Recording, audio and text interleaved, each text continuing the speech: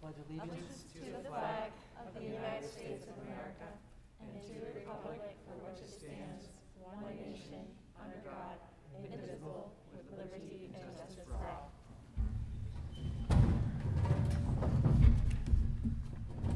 Good evening, all. Thank you for coming.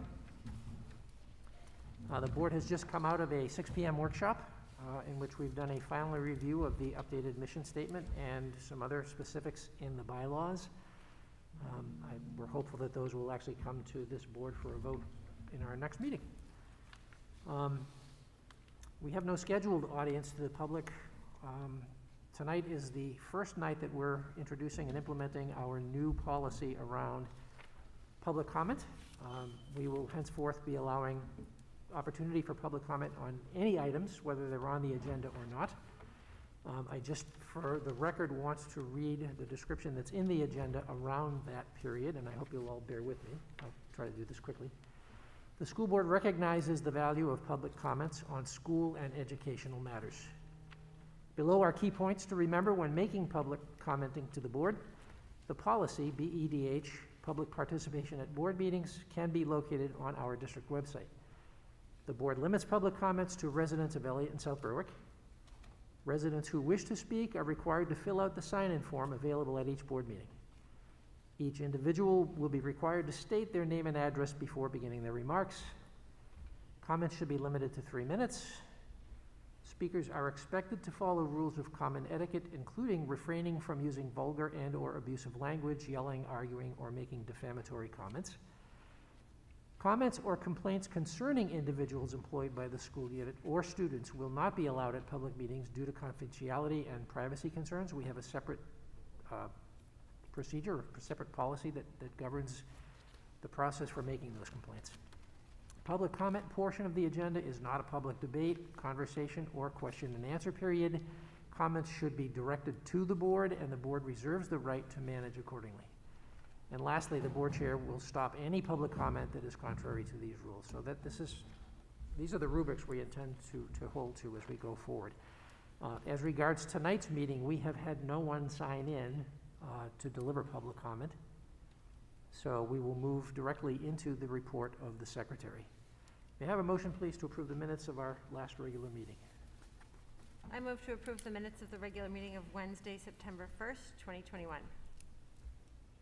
I'll second, Lisa. Thank you. Lisa? Any comments or questions?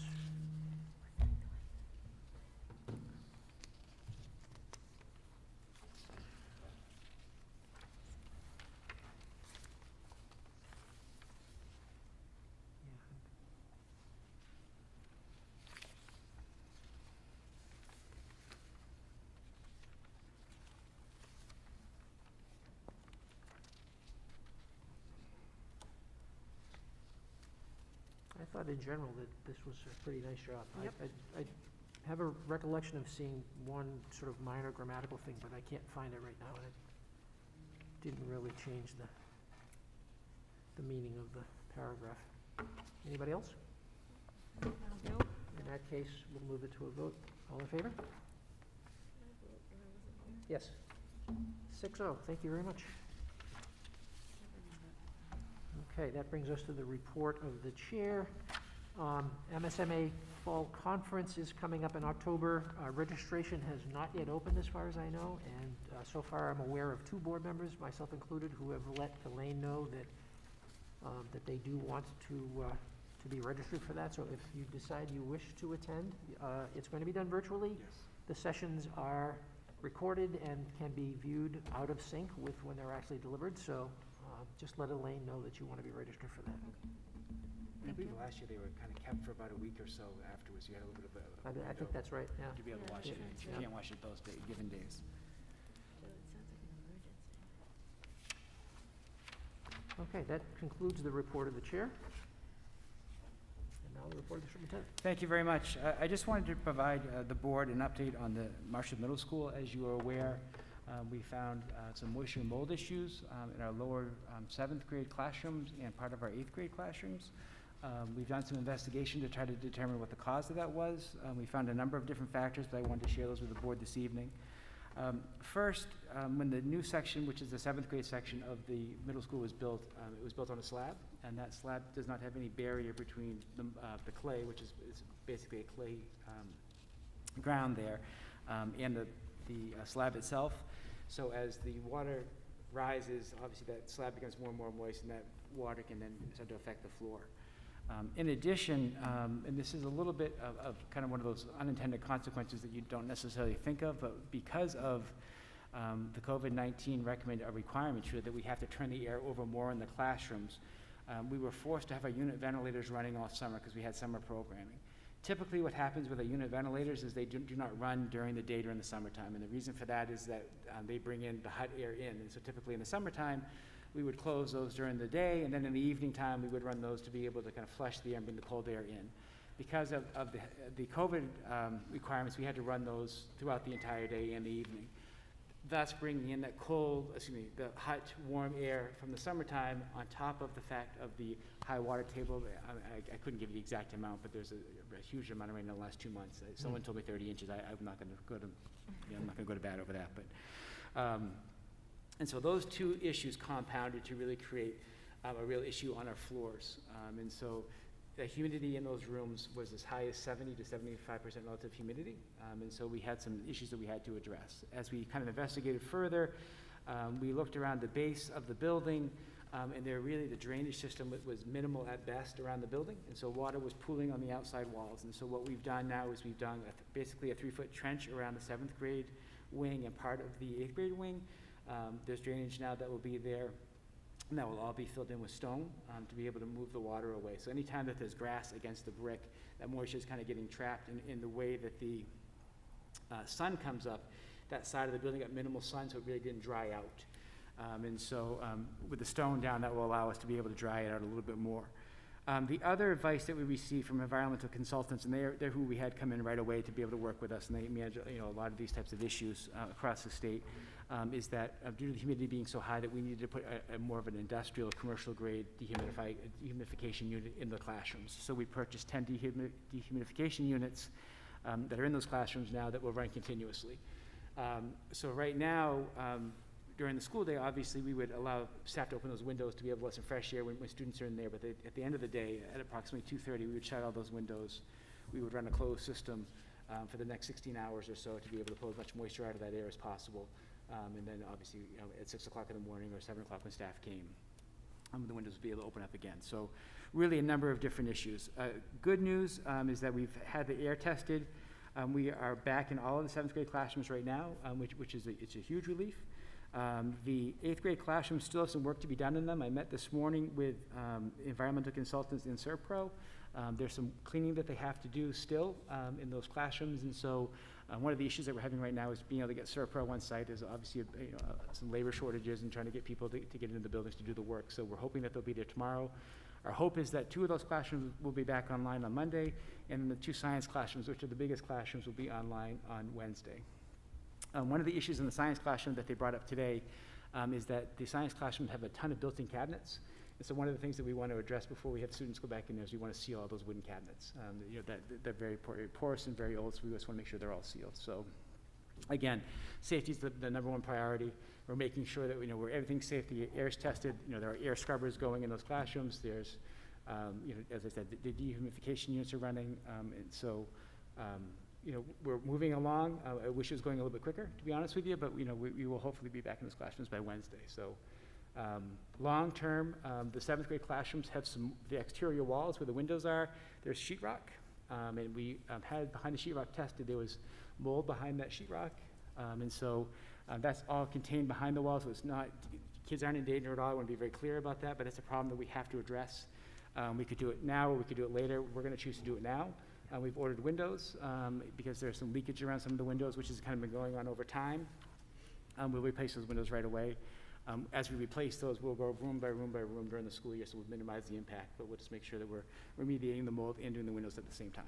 So, And questions? I don't remember if you said, but the air testing is going to be ongoing. We will continue the air through all testing of going this, on, yes, yeah. exactly right. The windows, unlike a lot of things right now, they're about 8 to 12 weeks out Yeah. to order those. We have ordered them hopefully, we can work around breaks, but as soon as we get them in, we're gonna start right away.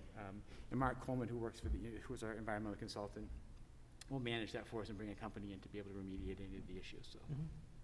And we are following exactly what he's telling us to do. We're making sure that we're doing everything we can to keep everything safe, so. Questions anybody might have? Okay, thank you.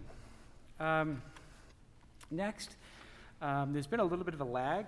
We had our town officials meeting that we were meeting with Elliott and South Berwick.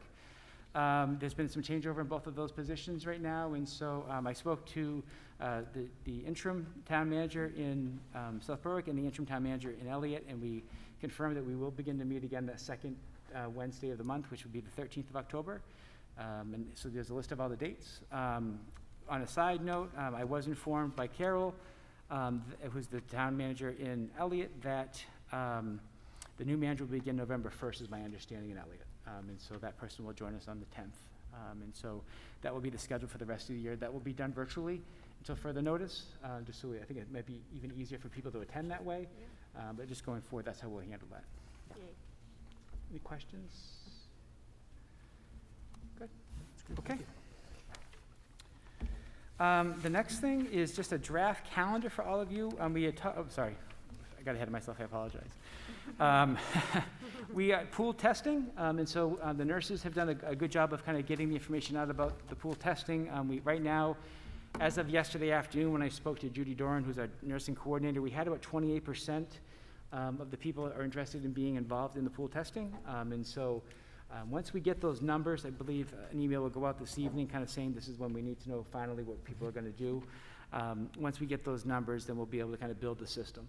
It's going to be tricky for the first week or so, depending if a pool can range from up to 25 people or as low as I think it's 5. And so it just kind of depends at the point of the day that we do that. So for instance, if you're at an advisory at Marshwood High School, let's say, you might have 16 people in your advisory and only 3 people are maybe involved with pool testing, so we would need to combine that advisory with another advisory to have the pool meet the kind of the minimum criteria. So there's some work that we're gonna have to do to work those things out.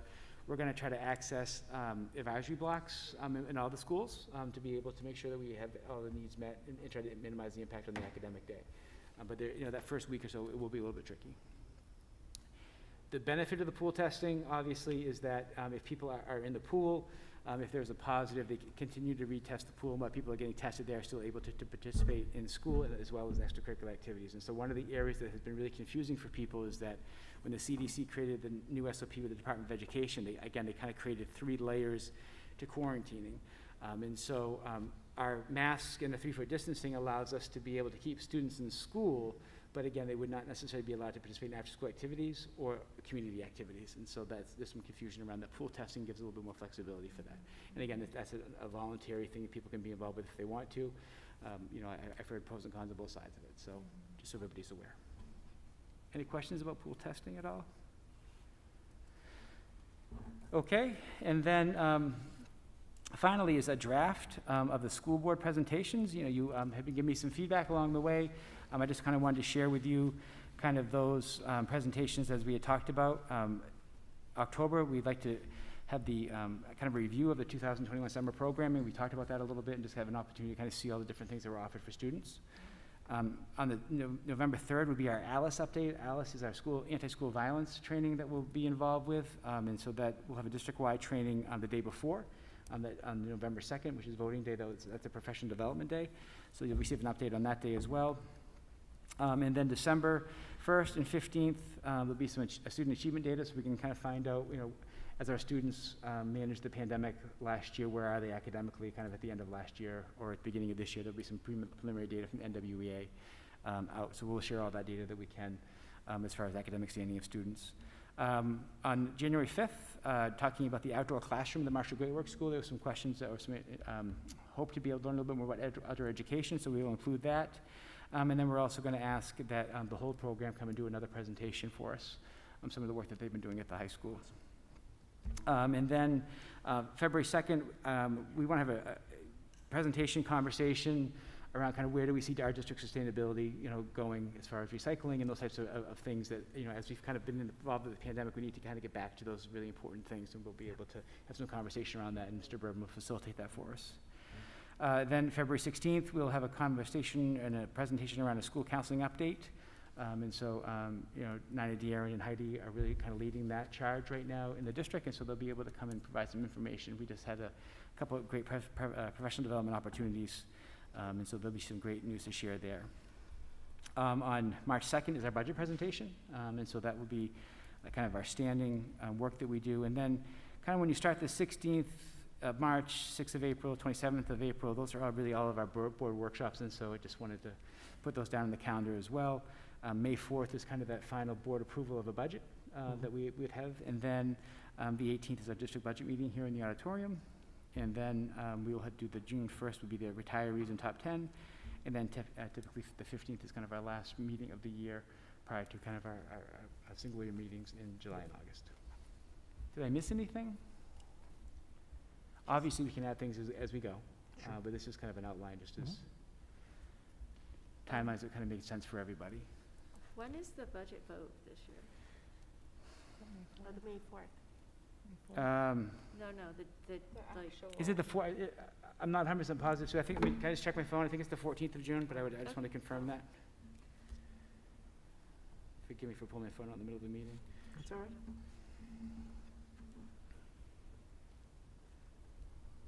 Is that always the same day every year? Isn't it usually the second Tuesday of the I think month? it's the second Tuesday. Yeah. District budget referendum is June 14th, pardon me. I'm thinking and talking too fast.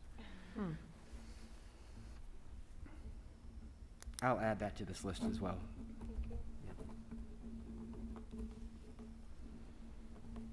Any questions? This is a silly question, but June 1st, Marshwood Middle School top 10 retirees. Should be Marshwood High School top 10, and then our district retirees are honored. Oh, it should say 2022 also. Oh, right. And 2022, yeah.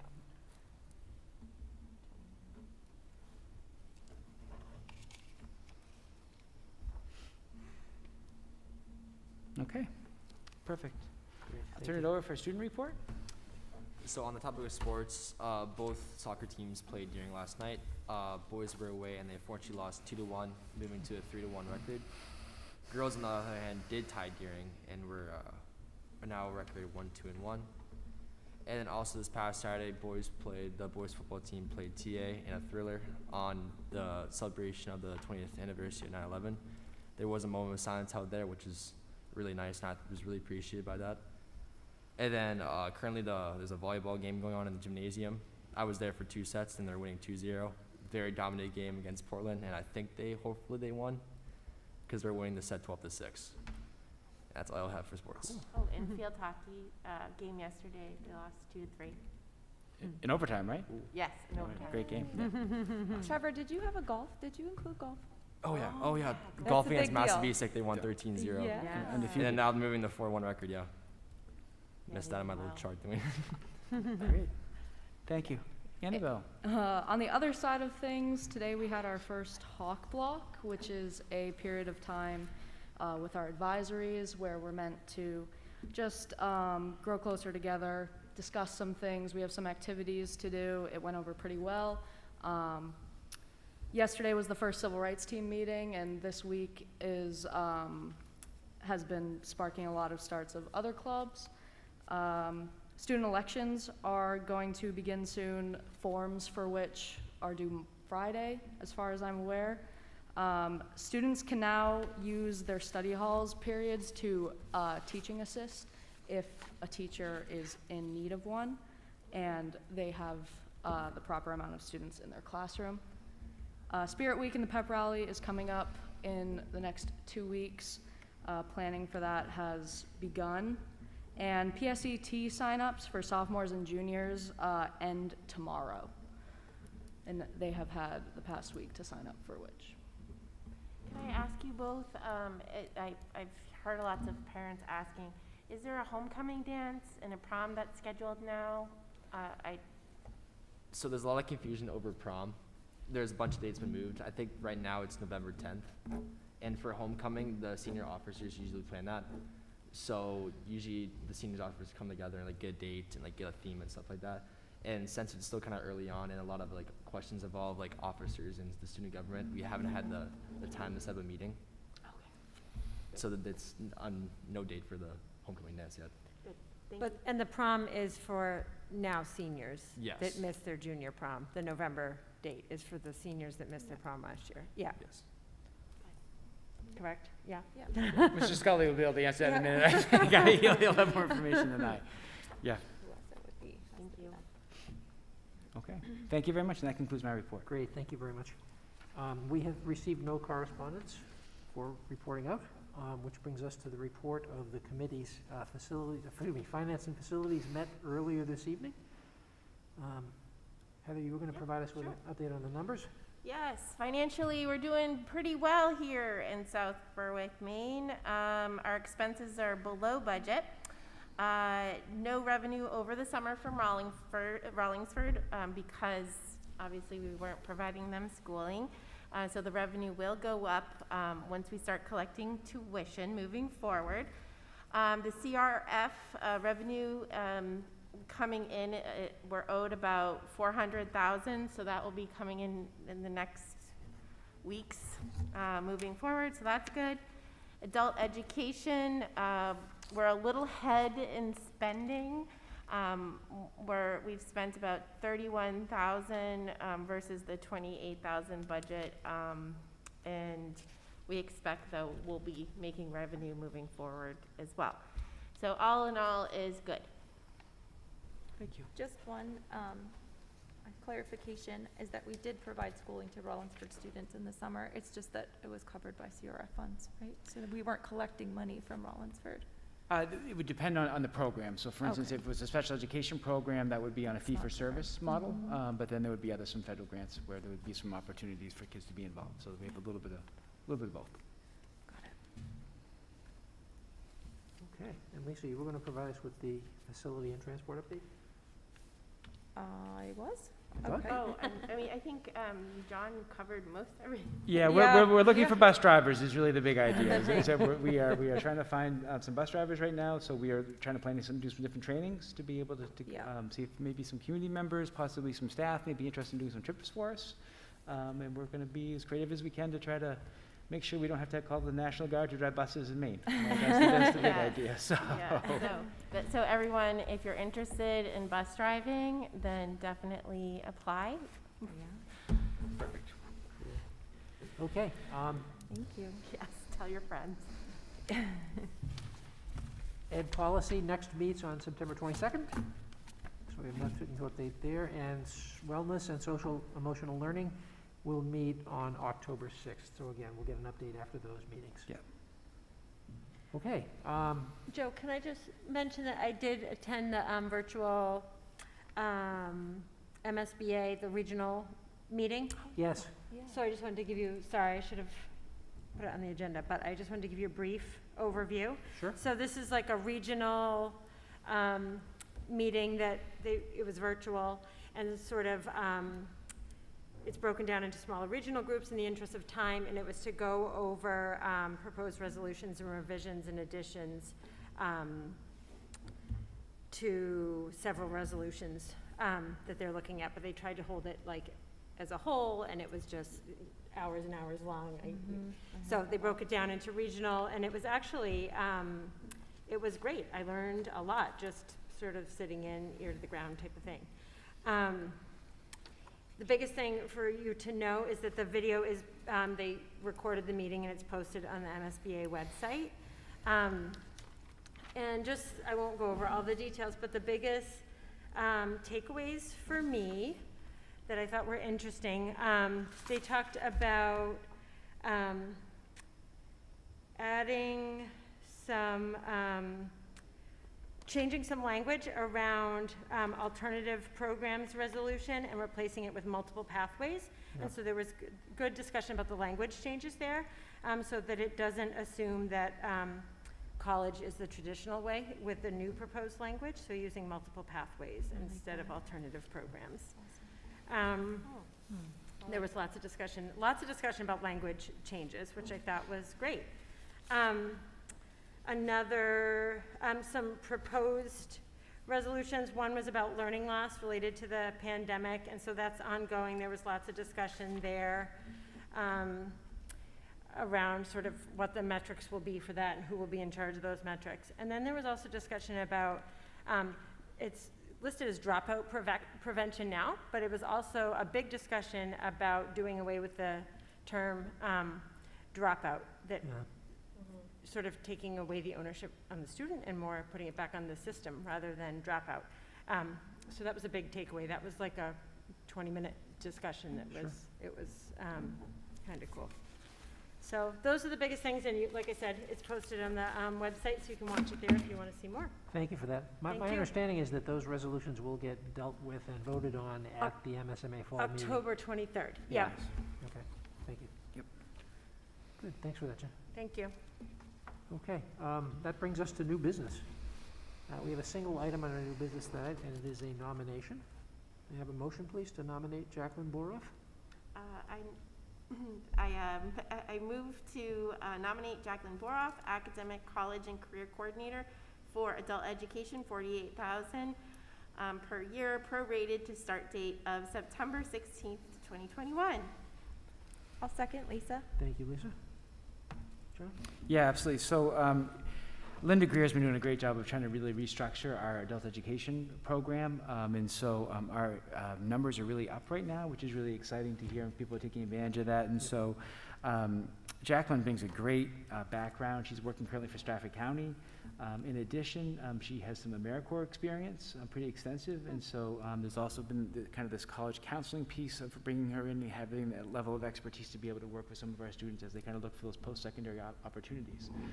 So really excited about kind of that transformation that's taking place right now in adult education. So. That's awesome. Very good. Any questions? Okay, all in favor? See 6 hands up. Thank you. 6-0. This is backwards, just so you know. Yes, we're doing the high school and the middle That's school correct. tonight. That's what I assumed, That's correct. based on who's sitting out there. That's in the correct. audience. That's correct. Get the right people. So this last part of our agenda is building administrator check-in, and we are tonight going to get a check-in from the high school and the middle school.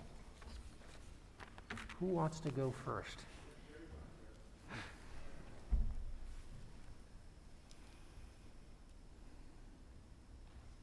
He pointed out that Jerry's not here tonight, so it's okay for me to step up.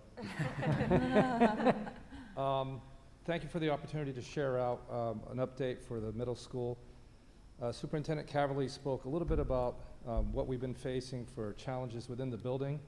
One of the things I want to highlight, which I highlighted I think the last time I spoke to you, is starting a school year is already filled with all kinds of challenges for new students. We have students in our building like the other schools who haven't been in schools before, haven't been in our school, I should say, who are meeting new teachers and having new experiences. And then you put into play the fact we've had to relocate some of our teachers to various parts of the building. And my observation has been that our staff has done a wonderful job of ensuring that these students are having a great experience every day. They're being positive, they're leading by example, and I'm paying close attention to the interactions our students are having in class, outside during activities in the hallways, and it's been a great spirit, I think, in the building, and a really positive sense. We're still getting used to things, but I just want to applaud our staff for their approach to the beginning of the school year, because I think they've been critical in making it successful for our children. Second thing I'd like to highlight is we really felt like our 6th grade open house was a success. And we've piggybacked on that theory with the 7th and 8th grade open house. Due to COVID-19 guidelines surrounding indoor gatherings and those numbers and the restrictions we have, we're not having a typical open house for the grades 7 and 8 tomorrow night, but what we're doing instead is we're doing a combo platter of very creative things that our staff have put together. So there's going to be Google Meet virtual meetings that teachers are going to be creating, and parents can choose to come to those meetings, to hear information about the different courses and the programming we have in place. We have staff members who have created videos. We have staff members who have created PowerPoint presentations. And we've really given them the latitude to be creative and find a way to share information with parents that are going to make them feel good about what we offer at the middle school, but also give them an opportunity to go back and revisit this information when they want to.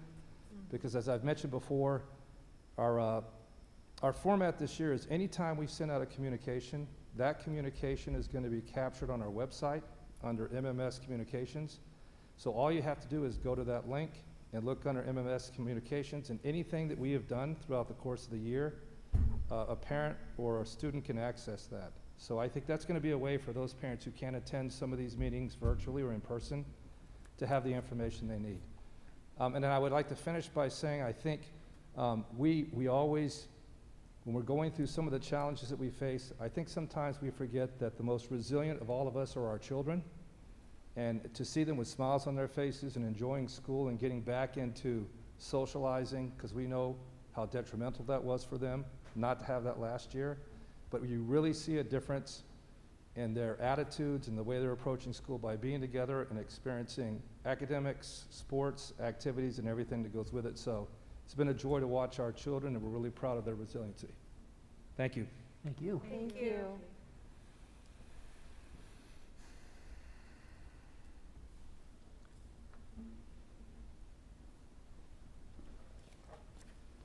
Hi, everyone. Good to see everyone tonight. I think we've had a similar opening. We've really worked hard to establish a tone and mood in the building. Our mantras have been, as Superintendent Caverly mentioned, connection before content, but we really talked to the students and the staff about we're going to care about you, but we're going to also challenge you because we need to get back to the business of teaching and learning, and we're going to be a compassionate community because it is important to recalibrate, to welcome everyone back, but also it's been a while, and the muscle memory, and we've really been trying to strike that balance of students feeling welcome, teachers feeling supported, and let's get back into the swing of things in a way that when the reading, writing, arithmetic really starts, students are ready to learn. So we organized our schedule, as we've mentioned before. We continue with the eight-period schedule, allowing us to have safe distance in the classroom, but also 80-minute blocks. So we can do some entrance, activities. We can do exit formative assessments to see where students are. Our study hall periods are monitored this year with folks who would work the room a little bit and make sure students are up to speed. As mentioned, our advisory is meeting 3 times for all sorts of programming. And our hawk block is that flex period that's going to serve a lot of needs in the DEI, the SEL, the intervention. So our whole system has been aware that we're getting there, but we're not out of the woods yet.